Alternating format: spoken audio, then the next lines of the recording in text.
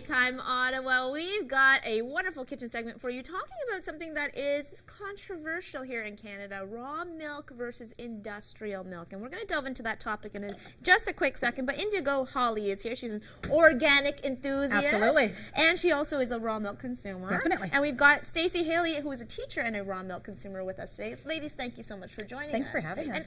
And Indigo, what are you making for us today? Well, first we've made you some butter. While we were Nice. waiting to come on the show, we Okay. made you some butter. So we literally just took cream, raw milk cream, put it in a jar like this. Right. And we've just been succussing it You just as do we this. waited. So you guys go ahead and make some raw Okay. milk butter while Okay. we're Oh, talking. no. Who's doing And that? so it separates. We got butter and then buttermilk as well. Right. And we literally just did that while we were waiting. And I'm going to make a tzatziki that I can never pronounce. Tzatziki? That's it, exactly. Lois is Indigo's translator for That's that right. segment. Indigo's getting started on the Exactly. tzatziki. And what's the base? So it's really, really simple. You take cucumbers, Okay. slice them or grate them, whichever you like, and then some lemon, Okay. All right. and then some garlic, and I've got some lovely raw milk strained yogurt. Okay, so to we're put in saying as well. raw milk a lot now, Stacey, and we want people out there to know why is there a controversy around raw milk? What are the rules around consumption in Canada? Well, I think it needs to be understood that as a consumer, it is not illegal for people to consume raw milk. The difficulty comes on behalf of the farmer. If the farmer chooses to sell the actual milk itself, then there's going to be problems legally. However, as a raw milk consumer, if I am a participant in a cow share, then that milk belongs to me because I contribute to the care of the cow and the ownership of the cow. Oh, Now, Stacey, can you answer this question? What is the justification for the government not allowing us to purchase raw milk directly from the farmer? Well, currently the stance and approach they take to raw milk is that it is not safe and it's an unnecessary risk to consume because of foodborne illnesses. Okay. But in my opinion, it's a bit outdated. I mean, we've traveled quite a bit since the early 1900s in terms of technology A and, little bit, yeah. and the awareness of production as well and the quality of the production of the milk. Right. There's been a lot of change, and so that whole concept needs to be revisited. I mean, it exists in all other G8 nations as well. Like there's raw milk systems that coexist side by side with pasteurized systems, and the statistics of foodborne illness are very low. In fact, I read one statistic that claimed that I probably stand more chance of being injured on the way to get my milk through a car accident than I do actually contracting an illness from the milk that Right. I'm getting. Let's compare the two, raw milk versus industrial or pasteurized milk. What are the differences, and why would you even want to consume raw milk? A lot of people out there are probably wondering. Well, the standing argument that's out there right now is that nutritionally the industrial milk is very similar to the pastured fresh raw milk, and I tend to agree to disagree with that. Okay. Yes, there's lots of nutrition in both, like B vitamins, there's calcium, phosphorus, vitamin A, B, D, K12, lots of nutrition in there.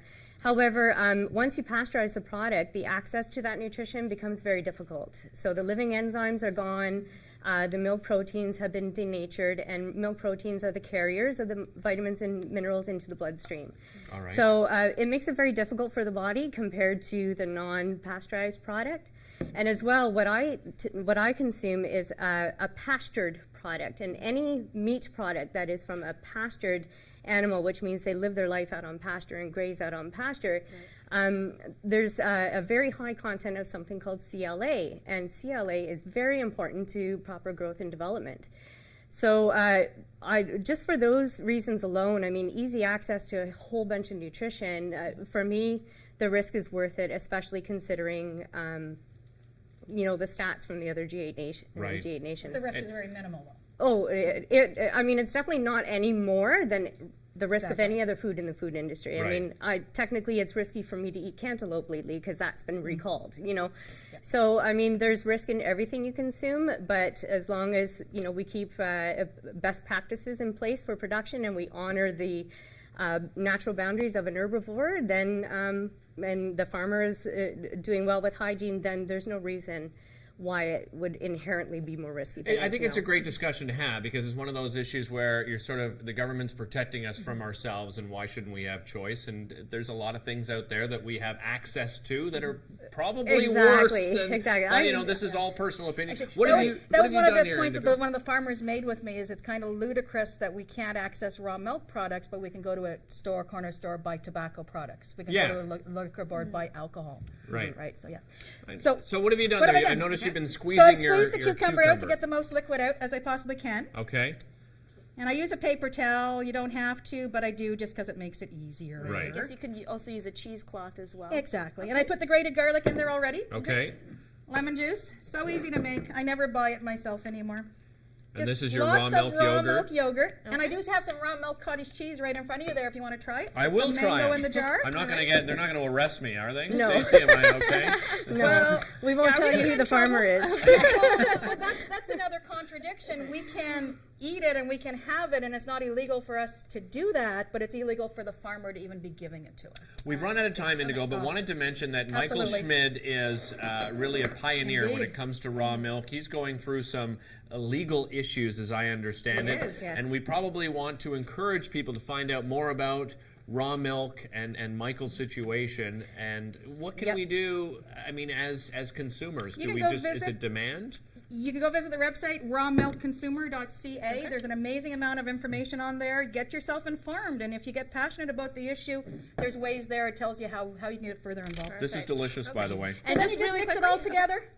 Put some olive oil, some salt, some pepper, a little bit of dill, a little bit of parsley, And there you have your and you just mix it all tzatziki together. sauce. And there's some right there. Thank you very Lovely. much, Thank ladies. you so Thank much you for so having much us joining again. us Oh, a today. real Thank pleasure. you. Thank you for coming in. This is a great It's a conversation, great to conversation. have.